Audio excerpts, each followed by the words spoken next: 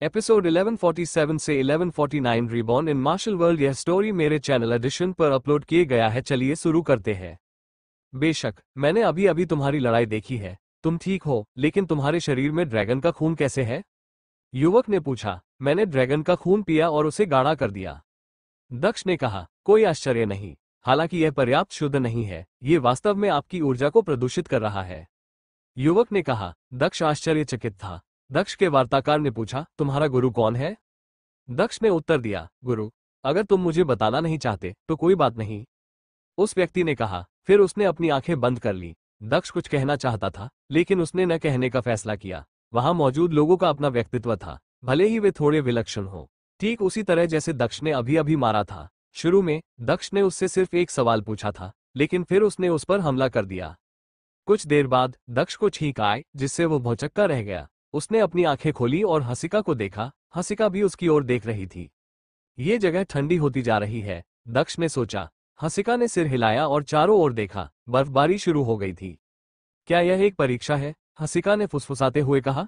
कई अन्य लोगों ने अपनी आंखें खोली और बर्फ के टुकड़े देखे। हसिका ने अपने पूरे शरीर में बर्फ की ऊर्जा प्रवाहित की। बर्फ के टुकड़ों ने उसे साधना का अभ्यास करने में मदद की।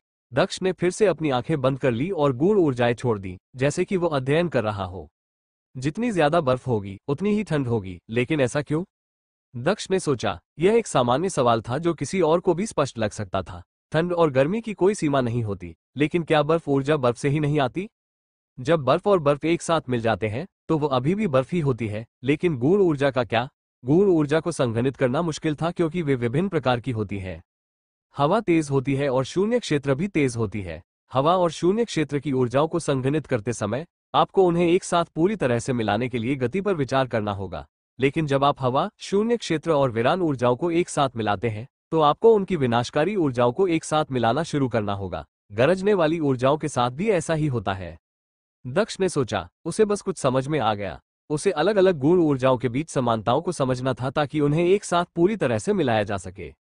मेरे वायु मृत्यु कौशल में हवा, गरज, वीरान और शून्य क्षेत्र की गूढ़ ऊर्जाएं शामिल हैं, क्योंकि उनमें एक सामान्य बिंदु है, विनाशकारी ऊर्जाएं। अग्नि गूढ़ ऊर्जा में भी विनाशकारी ऊर्जा होती है, इसलिए अगर मैं उस बिंदु पर ध्यान केंद्रित करता तो मैं अग्नि गूढ़ ऊर्जा को उनके साथ मिला सकता था और मेरा हमला विस्फोटक हो जाता। दक्ष ने सोचा। अब वो उत्साहित था, इतना उत्साहित कि वो ठंड के बारे में भूल गया। हसिका को इतनी ठंड लग रही थी कि वो कांप रही थी। वो इस अवसर का उपयोग साधना अभ्यास के लिए करना चाहती थी, लेकिन उसे बहुत ठंड लग रही थी। उसने दक्ष की ओर देखा और उसके उत्साहित व्यवहार को देखा। क्या हुआ? दक्ष ने पूछा, जब उसने देखा कि हसिका उसे गुस्से से देख रही थी। मुझे बहुत ठंड लग रही है मेरे प्रिय, हसिका ने कहा। यहाँ आओ, दक्ष ने कहा, अपनी बाहें खोलकर और खुद को हसिका के चारों ओर लपेटते हुए।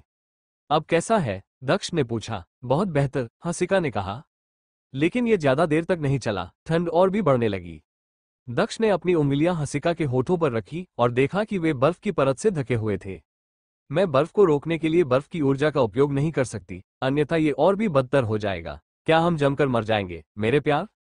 हसिका ने कांपते हुए पूछा। इसके बारे में ज्यादा मत सोचो, बस यहाँ की बर्फ और हिम की गूढ़ ऊर्जाओं का अध्ययन करो और यह और भी आसान हो जाएगा।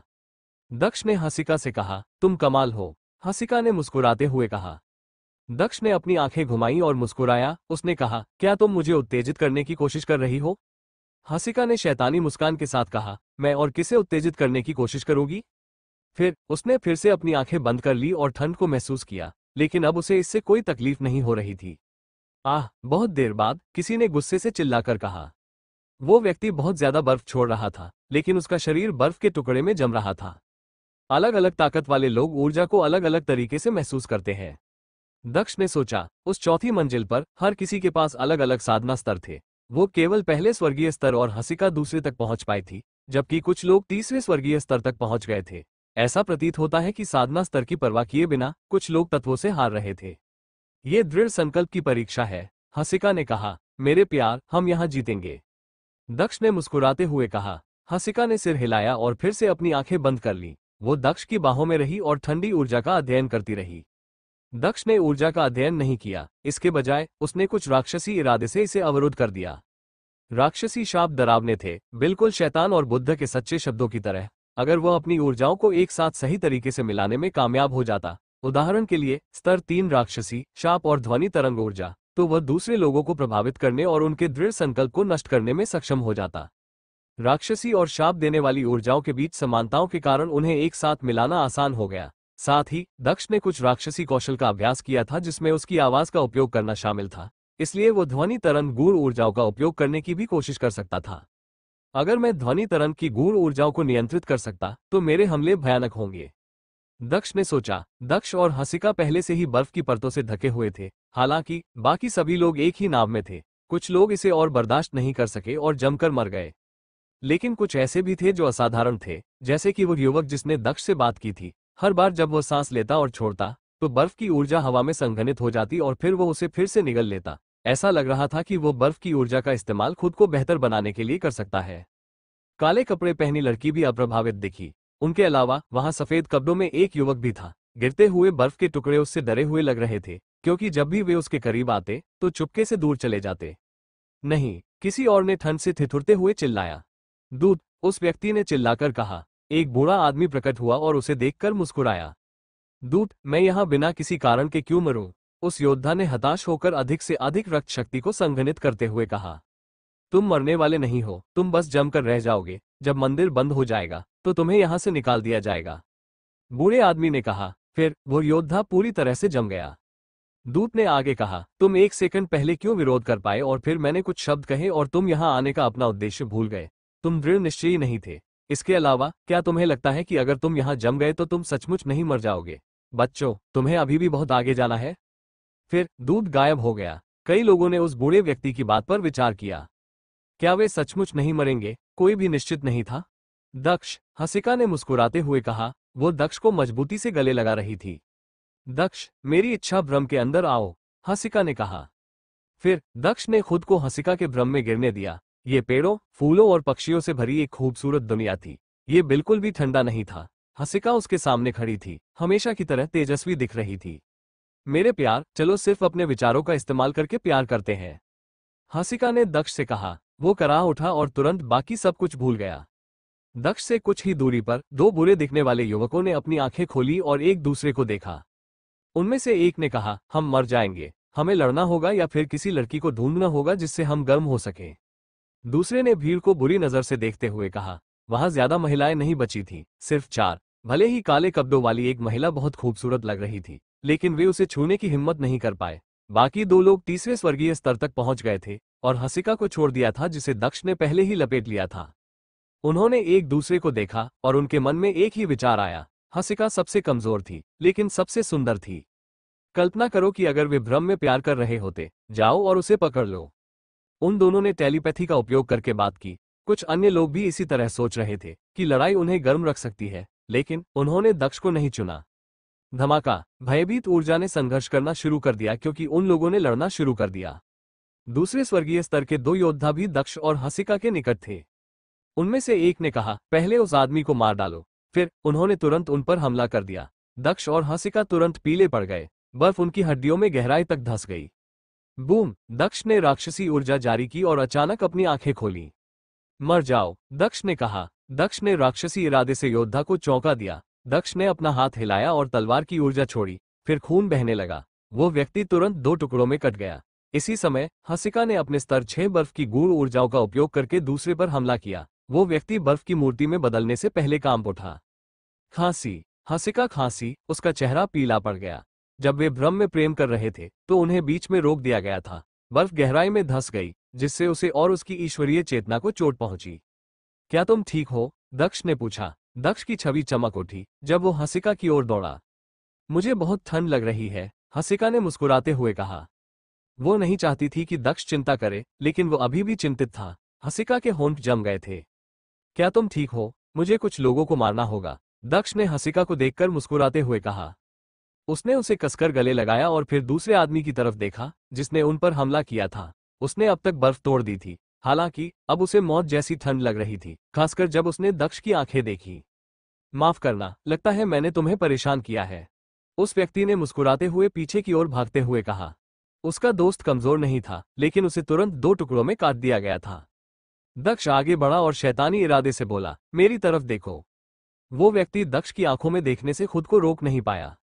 आह! दक्ष एक राक्षस की तरह चिल्लाया। उसने शाप और राक्षसी ऊर्जा को एक साथ मिला दिया और उसके प्रतिद्वंद्वी का सिर हिंसक रूप से हिलने लगा। भले ही वो स्तर के मामले में दक्ष से अधिक शक्तिशाली था, लेकिन उसके कौशल, गूढ़ ऊर्जा और विशेष शक्तियां दक्ष जितनी अच्छी नहीं थी।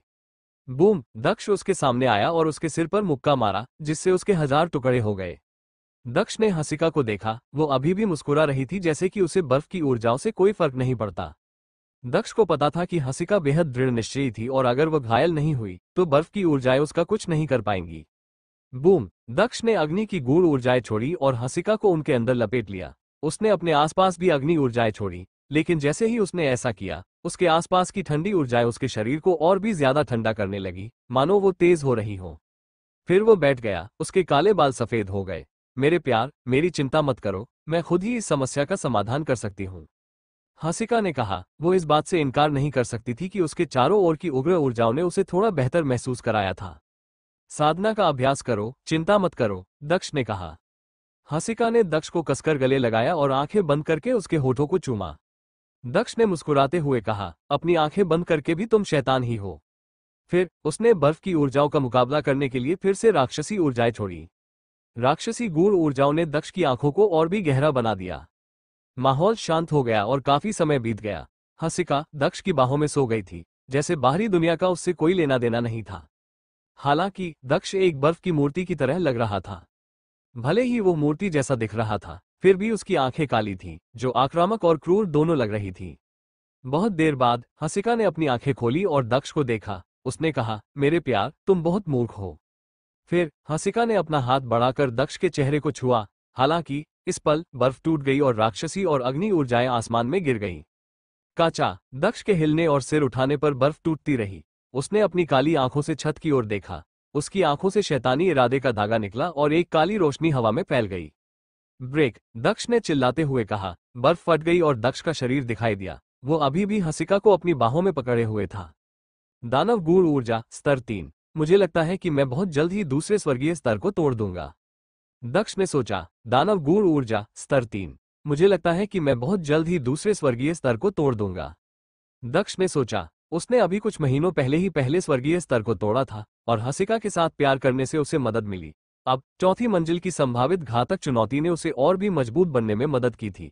वो ये देखने के लिए इंतजार नहीं कर सकता था कि स्नो मंदिर के अन्य परीक्षण क्या होंगे। वो आदमी कौन है? वो बहुत ताकतवर है, दक्ष ने कहा। दक्ष हैरान था। वो उस आदमी को देख रहा था जिसने उससे पहले सवाल पूछे थे। उसके सामने कुछ लाशें थीं, जिससे ऐसा लग रहा था कि उसने उन्हें मार दिया था और उसके बाद वे जम गई थीं। वो दक्ष की तरह था। उसने अभी अभी पहले स्वर्गीय स्तर को तोड़ा था, इसलिए कई लोगों ने उससे लड़ने का फैसला किया, लेकिन वे सभी हार गए। काचा! Boom boom boom! उनके चारों ओर बर्फ के पहाड़ टूट रहे थे। दक्ष और हसिका ने अपना सिर उठाया और देखा कि बर्फ का एक विशाल टुकड़ा उनके ऊपर गिर रहा है। दक्ष ने अपना हाथ बढ़ाया, राक्षसी ऊर्जा को छोड़ा और उसे तोड़ दिया। हालांकि बर्फ के और भी टुकड़े गिरे, लेकिन दक्ष ने उन सभी को नष्ट कर दिया। बूम! दक्ष ने अपने सामने ही एक मूर्ति देखी। बर्फ का एक टुकड़ा उस पर गिरा और वे दोनों फट गए। भले ही वे वहां जमकर न मरे हों, लेकिन अगर बर्फ का एक टुकड़ा उनके ऊपर गिरकर उन्हें कुचल देता है तो भी वे मर जाएंगे। शायद दूत ने झूठ नहीं बोला था। यदि वो आदमी बर्फ के टुकड़े से कुचला न गया होता तो वो बच निकलता। दक्ष ने दूसरे युवक की तरफ देखा। बर्फ का टुकड़ा निगलते समय उसका मुंह खुला हुआ था। वो बर्फ के बड़े टुकड़े भी खा सकता था जो कुछ 100 मीटर चौड़े थे। बर्फ गिरती रही, लेकिन उन्हें ऐसा लग रहा था कि वे ऊपर उठ रहे हैं।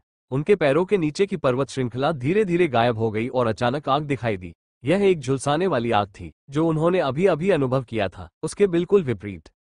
वो 5वीं मंजिल थी। दूसरे लोग चिंतित हो सकते थे, लेकिन दक्ष उत्साहित था। वो एक शुद्ध प्रकार की आग थी। बाहर आओ, दक्ष ने कहा। दक्ष के हाथ से एक रोशनी निकली और उसकी सेलेस्टियल स्टार तलवार अग्नि की दुनिया को पार कर गई। उसकी सेलेस्टियल स्टार तलवार में आत्माएं थीं। यह अग्नि ऊर्जाओं को निगल सकती थी और उन्हें संघनित करके आत्मा बना सकती थी। इस स्नो मंदिर में अलग अलग दुनियाएं हैं, जिनमें अलग अलग परीक्षण हैं। यदि आप परीक्षण में असफल हो जाते हैं तो आप मर जाते हैं, लेकिन यदि आप सफल होते हैं तो आप मजबूत हो जाते हैं। हसिका ने दक्ष की ओर मुस्कुराते हुए कहा। यदि दक्ष अपनी पूरी ताकत का उपयोग करे तो वो 5वें स्वर्गीय स्तर के योद्धाओं को भी पागल बना सकता है।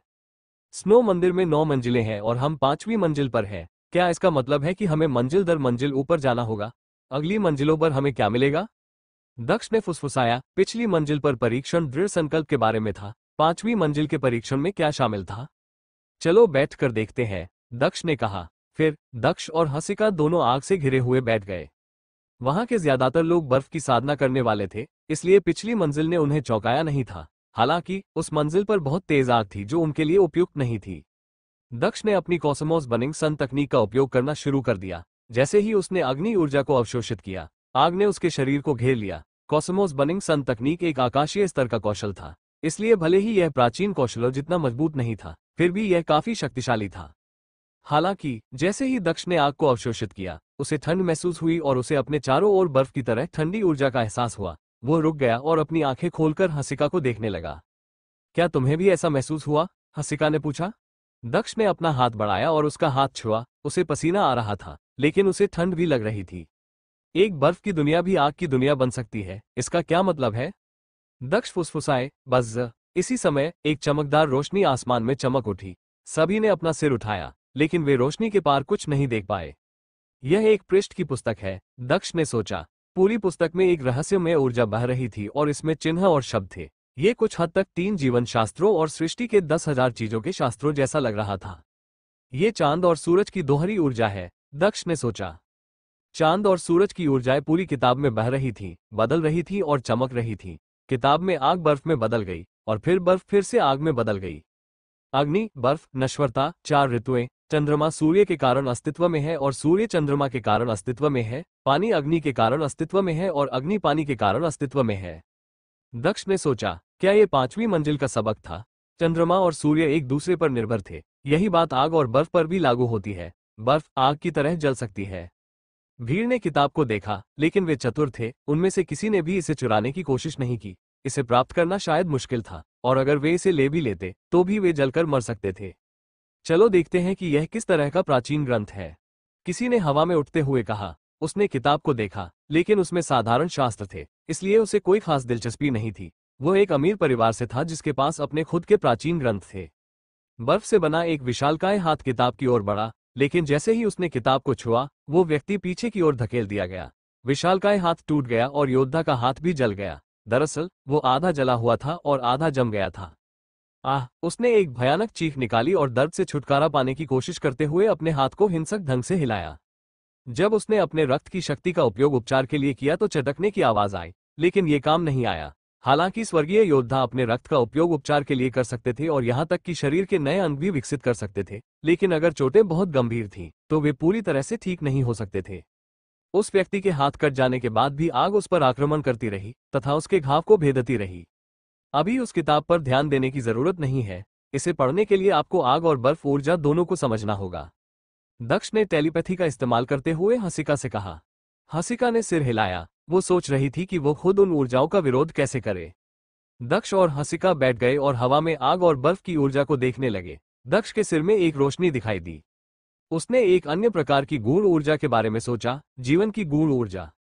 जीवन गूढ़ ऊर्जा एक विशेष प्रकार की गूढ़ ऊर्जा थी। हर कोई जीने के लिए इस पर निर्भर था। चंद्रमा और सूर्य, अग्नि और बर्फ एक दूसरे से जुड़े हुए हैं, लेकिन जीवन के बारे में क्या? जीवन का विपरीत था मृत्यु। मनुष्य की जीवन शक्ति धीरे धीरे खत्म हो गई, इसलिए उसकी सीमाएं तय हो गईं। धीरे धीरे मृत्यु ने जीवन की जगह ले ली।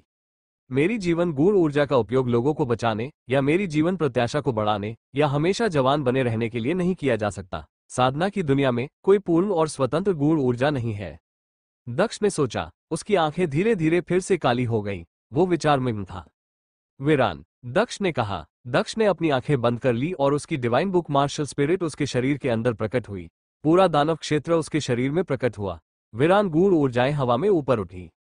मेरी वीरान ऊर्जा मृत्यु ऊर्जा का एक शुद्ध रूप है। राजबीर ने वीरान ऊर्जा के माध्यम से क्षयकारी गूढ़ ऊर्जाओं का उपयोग करना सीखा। दक्ष ने सोचा, वीरान शक्ति चीजों को नष्ट कर सकती थी क्योंकि इसमें मृत्यु ऊर्जा शामिल थी। यह एक शुद्ध विनाशकारी शक्ति थी जो एक निश्चित स्तर पर, उसी साधना स्तर पर योद्धाओं को आसानी से नष्ट कर सकती थी।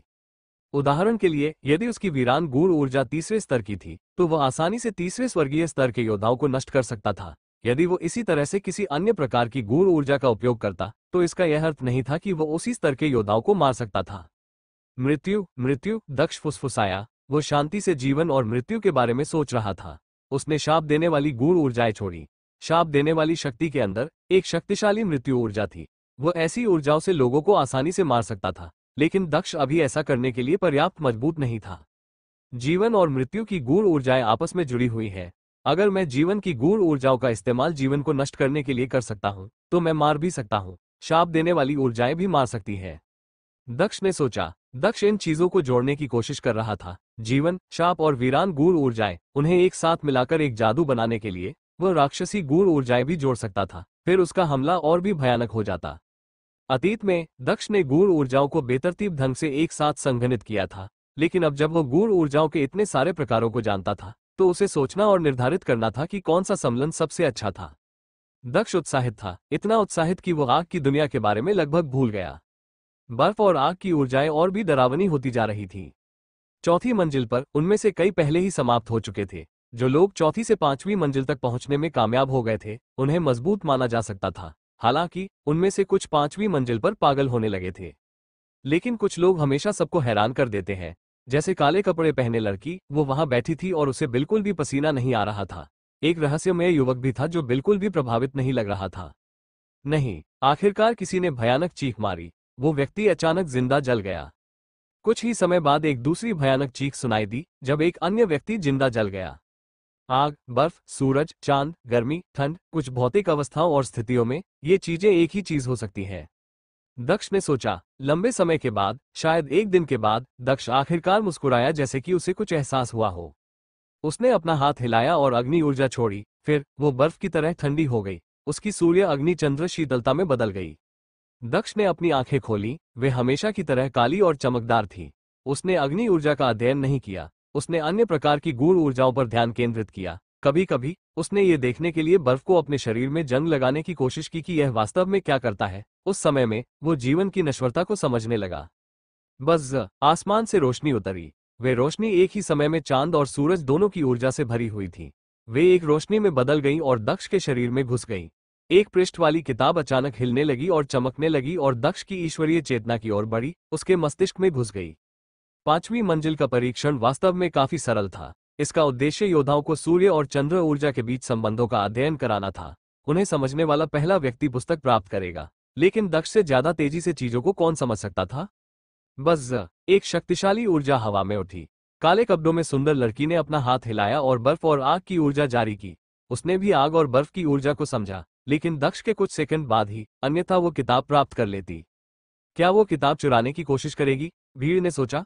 वो चौथे स्वर्गीय स्तर तक पहुंच गई थी, इसलिए वो कमरे में सबसे मजबूत व्यक्ति थी। वो तुरंत शुरुआत में चौथी मंजिल पर चली गई थी, जिसका मतलब था कि वो स्वर्गीय स्तर के शीर्ष पर योद्धाओं को हरा सकती थी।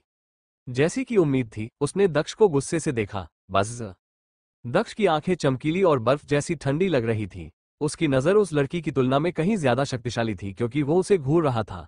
आखिरकार उसकी ऊर्जा शांत हो गई, मानो वो हमला नहीं करना चाहती थी। इसी समय आग ने अफरा तफरी मचा दी और पूरे कमरे में फैल गई। लोग एक दूसरे को साफ साफ नहीं देख पा रहे थे। हसिका, दक्ष चिल्लाया। मैं यहाँ हूँ, हसिका ने कहा।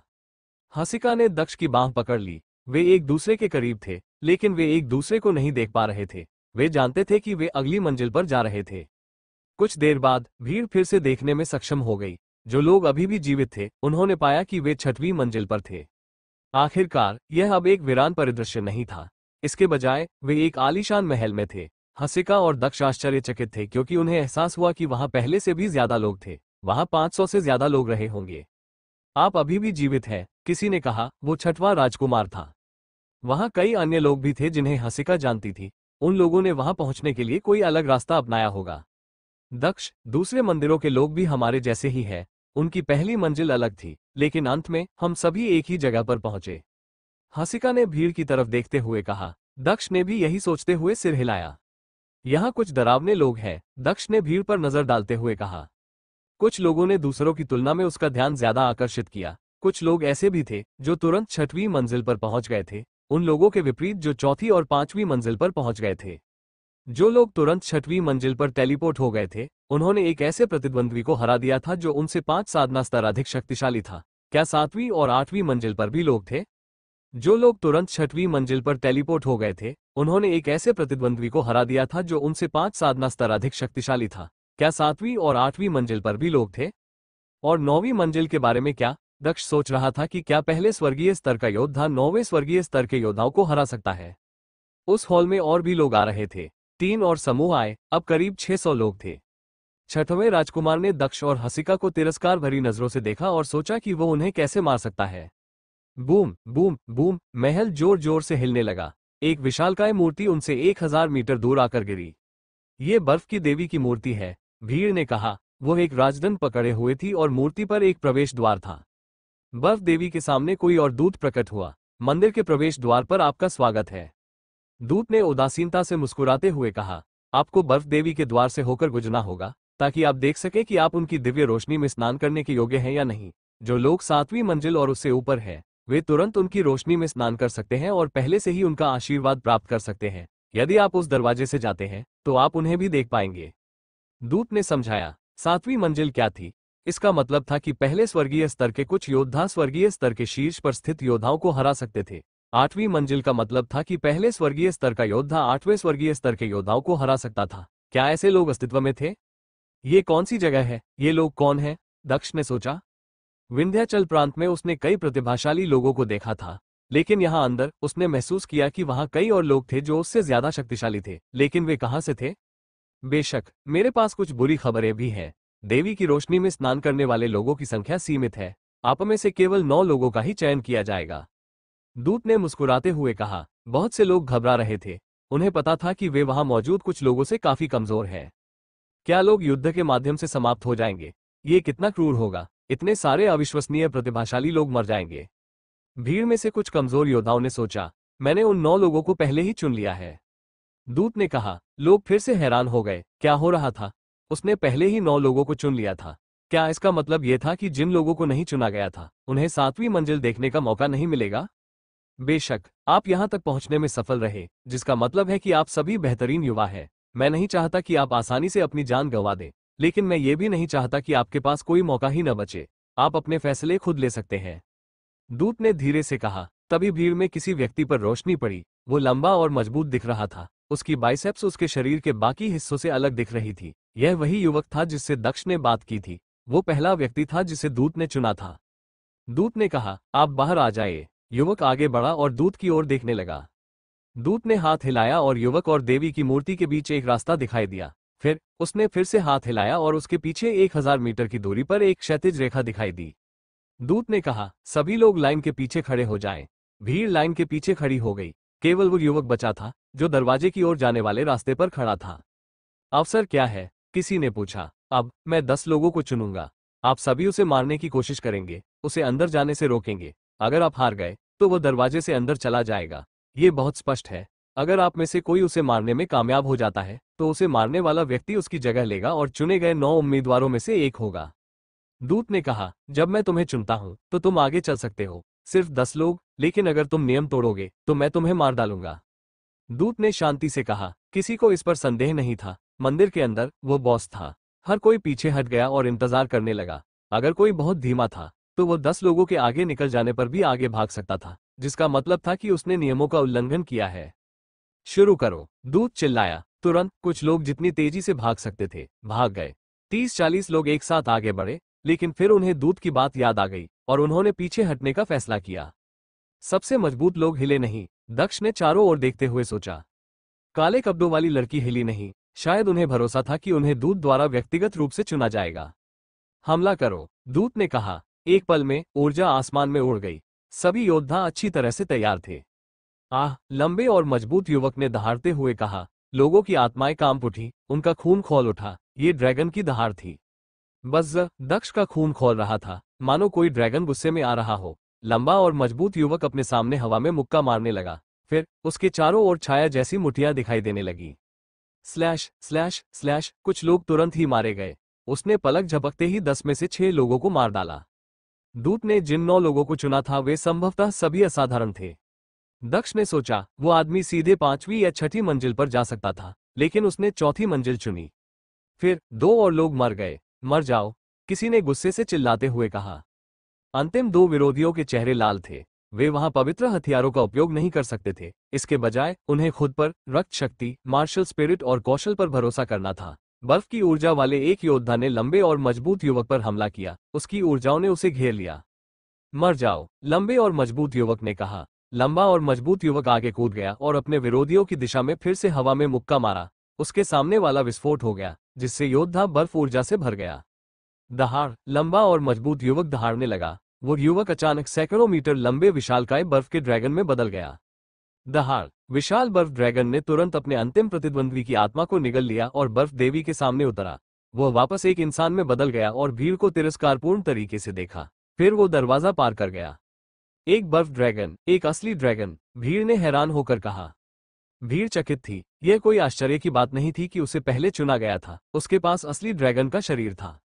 दक्ष काम रहा था। ये पहली बार था जब उसने असली ड्रैगन देखा था। अपनी ताकत के बल पर वो सीधे 7वीं मंजिल पर जा सकता था। उसे उन सभी परीक्षणों में बैठने की जरूरत नहीं थी, लेकिन उसने फिर भी ऐसा किया। उसे खुद पर पूरा भरोसा था। दक्ष ने सोचा, चाहे जो भी हो, ड्रैगन के खून वाले लोग हमेशा प्रतिभाशाली होते हैं।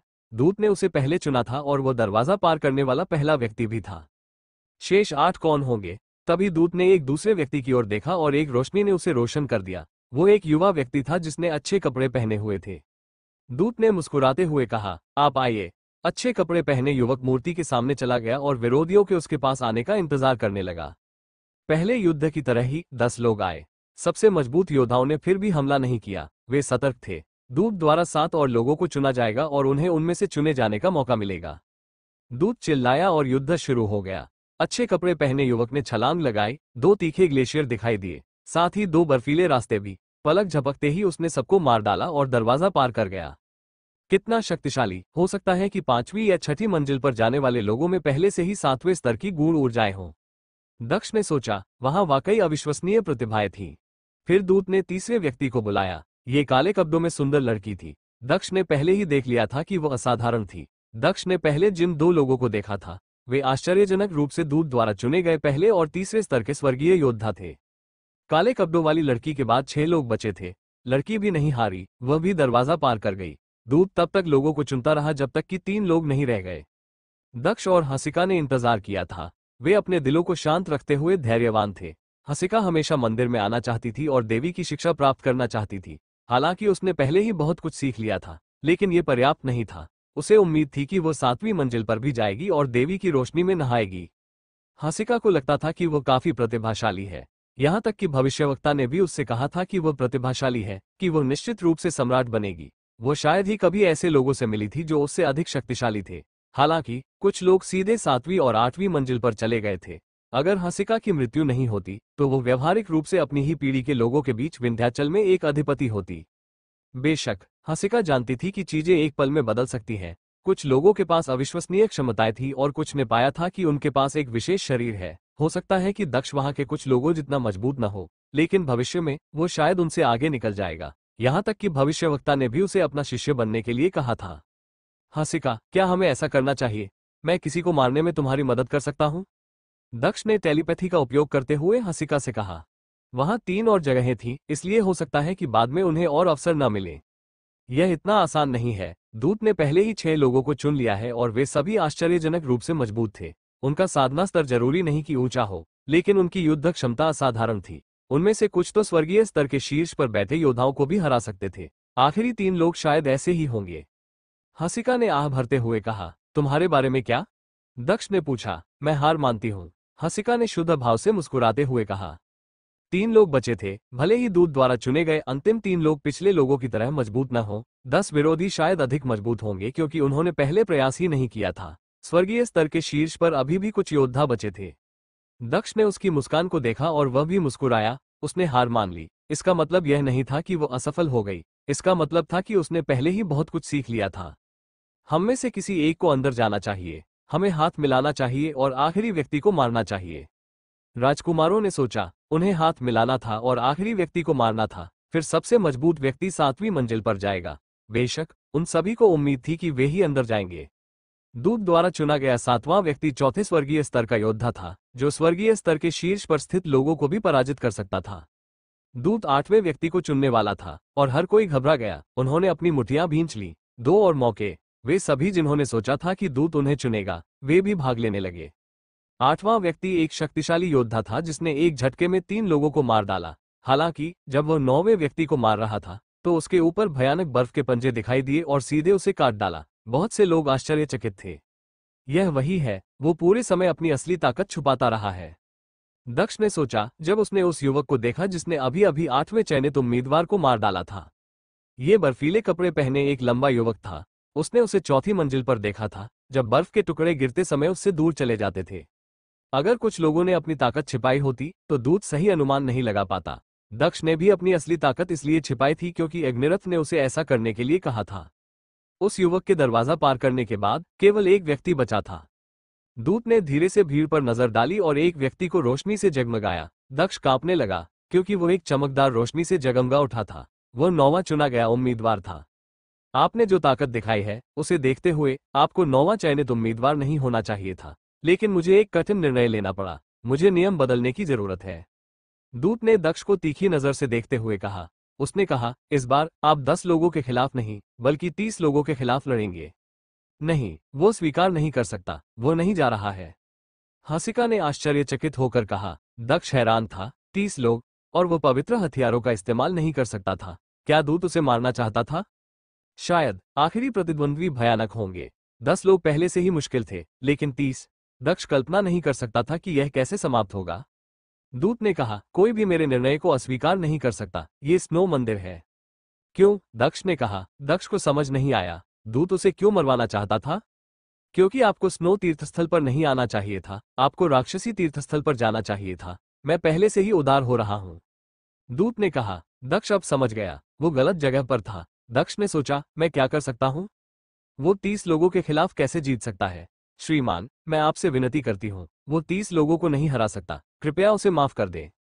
हसिका ने कहा। उसने दक्ष को कम नहीं आंका, लेकिन 30 लोग एक भयानक संख्या थी। इसके अलावा सभी सबसे मजबूत लोग बचे थे। शुरू करो, दूत ने दक्ष से कहा, हसिका को अनदेखा करते हुए। भाई लोग, आप लोग अब इस स्टोरी को सपोर्ट नहीं कर रहे हो और मुझे भी अच्छा नहीं लग रहा है। बस 300 व्यूज आ रहे हैं तो शेयर करो, इसको सब्सक्राइब करो मेरे चैनल एडिशन को, और हाँ, लाइक कमेंट शेयर करना ना भूले।